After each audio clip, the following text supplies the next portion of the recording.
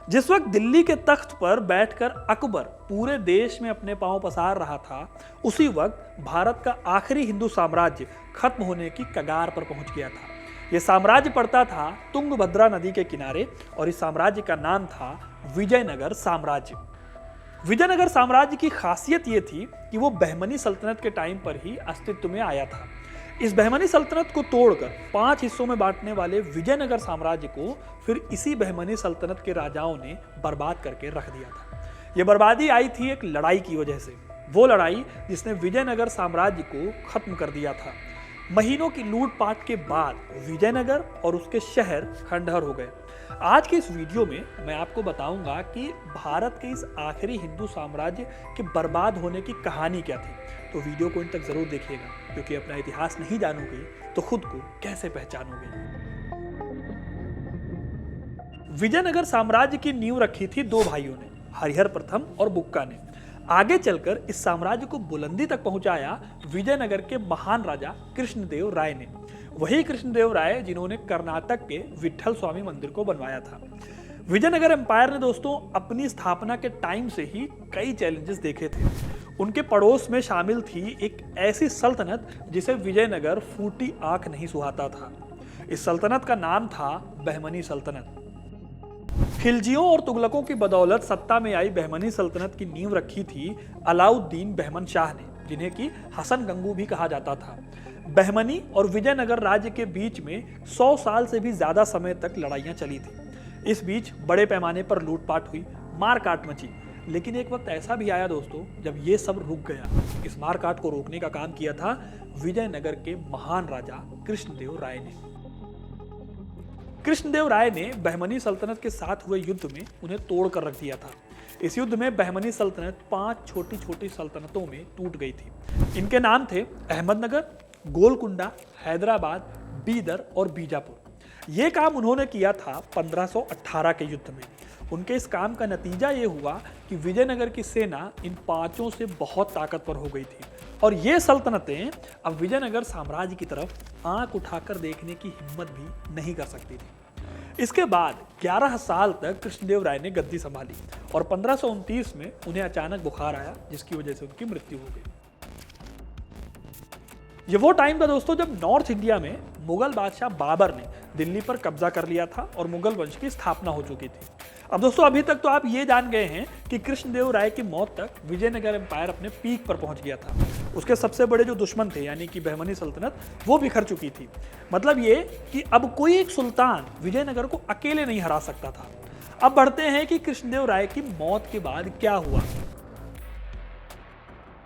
तो कृष्णदेव राय की मौत के बाद जो भी राजा बने इस एम्पायर में, वो सब बेहद कम टाइम के लिए है, जैसे कि अच्युत राय या फिर वेंकट राय। फिर आता है इसी तरह से साल 1542 जब विजयनगर के राजा बने सदाशिव राय। इस टाइम पर अगर आप नॉर्थ इंडिया में देखोगे तो मुगलों की हालत कमजोर थी, क्योंकि बाबर के बेटे हुमायूं को बहुत स्ट्रगल करना पड़ रहा था अपनी सत्ता को बचाने के लिए। हुमायूं बाबर की तरह मजबूत बादशाह था नहीं और कुछ ऐसा ही हो रहा था विजयनगर एम्पायर के साथ। देखिए दोस्तों, बड़ी बड़ी सल्तनतों साम्राज्यों के अंत का एक कारण होता है उनके वंशजों का कमजोर होना, और सदाशिव राय यही कमजोर कड़ी थे। माना जाता था कि सदाशिव राय बस नाम के राजा थे, असली ताकत थी तो राम राय के पास, वही सारे फैसले लिया करते थे। अब सवाल आएगा कि राम राय कौन थे? तो राम राय कृष्णदेव राय के ही दामाद थे। इस तरह विजयनगर की इंटरनल पॉलिटिक्स में बहुत कुछ अच्छा नहीं चल रहा था, क्योंकि राम राय और सदाशिव राय के बीच में हमेशा कॉन्फ्लिक्ट चलता रहता था। इस बात को नोटिस कर रहे थे साम्राज्य के दुश्मन, यानी कि वो 5 सल्तनतें जिन्हें कभी विजयनगर ने तोड़ दिया था। साल 1563 में बीजापुर के सुल्तान अली आदिल शाह ने विजयनगर की इंटरनल पॉलिटिक्स के मौके का फायदा उठाने की सोची। उन्होंने विजयनगर साम्राज्य से वो किले वापस मांगे जो उनसे तब छीने गए थे जब कृष्णदेव राय ने उन्हें हराया था। फिर राम राय ने उनकी इस मांग को रिजेक्ट कर दिया। आदिल शाह को लगा कि उनका मान हो गया है, इसलिए उन्होंने गुस्से में सभी सल्तनतों की मीटिंग बुला दी। इस मीटिंग में अहमदनगर के सुल्तान हुसैन निजाम शाह प्रथम, गोलकुंडा के सुल्तान और बीदर के सुल्तान भी शामिल हुए। इस मीटिंग में रचा गया एक षड्यंत्र ये था कि मौका देखकर सब मिलकर हमला कर देंगे। फिर प्लान के तहत 1564 के आखिर में एक गठबंधन सेना भेजी गई, लेकिन विजयनगर की विशाल सेना थी और ये टुकड़ी उनके आगे कुछ कर नहीं पाई। अब दोस्तों यहाँ तक की कहानी अगर मैं आपको वाइंड अप करके बताऊं तो विजयनगर ने जिन सल्तनतों को तोड़ा था वो अब एक हो गई थी। इस टाइम तक नॉर्थ इंडिया में अकबर ने पानीपत की लड़ाई जीत ली थी, दूसरी लड़ाई, और राजपूतों से युद्ध करने और उन्हें अपनी ओर मिलाने की अकबर अभी कोशिश कर रहा था। वहीं अगर आप विजयनगर को देखोगे तो यहाँ पर सिचुएशन ये थी कि आदिल शाह पूरी कोशिश कर रहा था राम राय और सदाशिव राय के एम्पायर को खत्म करने की। जब आदिल शाह की गठबंधन वाली सेना हार गई तो उसे समझ आया कि विजयनगर को सीधे तौर पर हराना टेढ़ी खीर है, इसलिए कुछ और करना होगा। फिर इसकी शुरुआत हुई 1565 की जनवरी के पहले हफ्ते से, जब एक चिट्ठी लिखकर विजयनगर के कमांडर को बताया गया कि वो लड़ाई नहीं करेंगे क्योंकि विजयनगर की सेना से टकराने की हिम्मत नहीं। अब इस चिट्ठी से सदाशिव राय बहुत खुश हुए, लेकिन इस चिट्ठी के पीछे एक गहरी साजिश छिपी थी। विजयनगर के राजा सदाशिव राय इस चिट्ठी के बाद निश्चिंत हो गए। वहीं दूसरी तरफ बहमनी सल्तनत के पांचों टुकड़े एक होकर सेना को बड़ा करते गए। फिर आया दोस्तों जनवरी का दूसरा हफ्ता। यह विजयनगर के साम्राज्य के अंत का साल या यूं कहें कि महीना था, लेकिन यह काम करना इतना आसान नहीं था।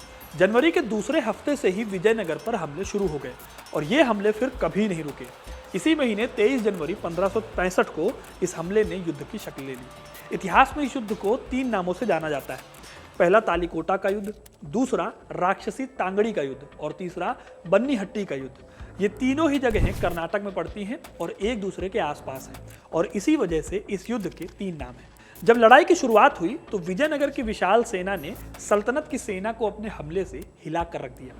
इस लड़ाई को देखकर सबको लगा कि विजयनगर की सेना एक बार फिर आसानी से सुल्तानों को हरा देगी, लेकिन फिर विजयनगर के साथ हुआ सबसे बड़ा विश्वासघात। विजयनगर साम्राज्य की पीठ में छुरा घोंपा गया और ये काम किया उनके ही एक वफादार ने।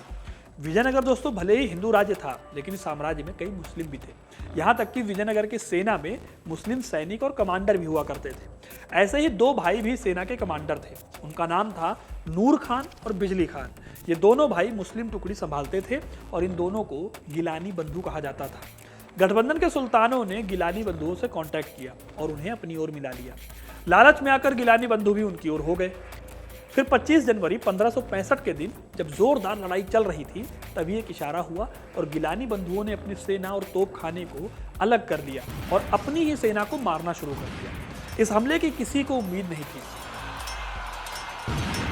आखिर में सुल्तानों की मिलीजुली सेना ने विजयनगर साम्राज्य को हरा दिया। अहमदनगर के सुल्तान हुसैन निजाम शाह के सामने राम राय को लाया गया और उन्होंने राम राय का सिर धड़ से अलग कर दिया। दोस्तों ये वो लड़ाई थी जिसने विजयनगर साम्राज्य की बर्बादी को तय कर दिया था। जब युद्ध में उनकी हार हुई तो विजयनगर के लोगों को भरोसा भी नहीं हुआ। 27 जनवरी के दिन राम राय के कटे हुए सिर को पूरे शहर में घुमाया गया। 5 महीनों तक पूरा विजयनगर लूटा गया। कई लोग मारे गए और फिर आखिर में पूरे शहर को आग लगा दी गई। जो कठपुतली राजा था या सदाशिव राय, वो इस कत्लेआम के बीच जनता को छोड़कर अपनी बची कुची सेना और जितना हो सके उतना सोना लेकर वहां से भाग गया और पेनुकुंडा के फोर्ट में छिप गया। मरने तक वो यहीं पर रह रहा था। दोस्तों विजयनगर एम्पायर जब खत्म हुआ उस टाइम तक मुगलों का ध्यान साउथ की तरफ नहीं था। उससे पहले तक अलाउद्दीन और तुगलक वंश के राजाओं ने ही दक्कन की तरफ ध्यान दिया था। जब अकबर राजा बना तो उसने वेस्टर्न इंडिया, राजपुताना और ईस्टर्न इंडिया पर कब्जा करने के बाद कहीं जाकर 1593 में दक्कन की ओर देखना शुरू किया था, यानी विजयनगर की बर्बादी के करीब 30 साल बाद। और इस टाइम पर अकबर को रोकने वाला कोई बड़ा हिंदू एम्पायर साउथ इंडिया में नहीं था। इसलिए ही दोस्तों अकबर के युद्ध हुए साउथ के दक्कनी सुल्तानों के साथ और आगे जाकर औरंगजेब, शाहजहां और जहांगीर की भी लड़ाई इन्हीं दक्कनी सुल्तानों के साथ चलती रही। तालीकोटा की लड़ाई के बाद दोस्तों विजयनगर एम्पायर कभी उस बुलंदी पर पहुंचना तो छोड़ दीजिए, पटरी पर भी वापस नहीं आ पाया। आखिर में 17वीं शताब्दी तक ये साम्राज्य एक खंडहर में बदल गया। तालीकोटा की इस लड़ाई ने इस तरह से दोस्तों साउथ इंडिया के आखिरी हिंदू साम्राज्य को खत्म कर दिया। तो दोस्तों ये थी कहानी विजयनगर एम्पायर के खात्मे की, उसकी आखिरी लड़ाई की। आपको ये कहानी कैसी लगी कमेंट करके जरूर बताइएगा। वीडियो को लाइक और शेयर करना ना भूलें और ऐसी इंटरेस्टिंग कहानियों के लिए हिस्ट्री कनेक्ट को सब्सक्राइब जरूर करें। धन्यवाद।